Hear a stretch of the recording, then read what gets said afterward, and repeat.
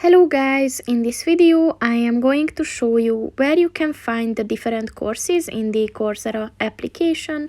But first I just want to mention, don't forget to subscribe to my channel, because at 10,000 subscribers I am going to show you my whole YouTube revenue statistics and growth strategy, as well as how to make money online. Let's jump into it. First of all, open the application on your phone and then click on the Learn button at the bottom of the page, and then click on the Explore Courses button.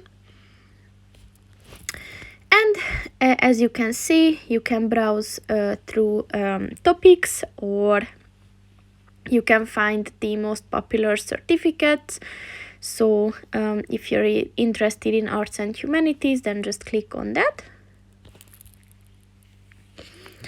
And as you can see, within this you can find philosophy, music and art, or history. So for example, if you're interested in modern and contemporary art and design, you have a option for that.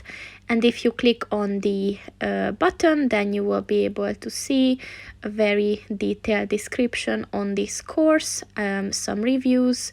You can learn about the instructors, and you can also get a certificate. So that's pretty much it for this video, guys. See you in the next one. Goodbye.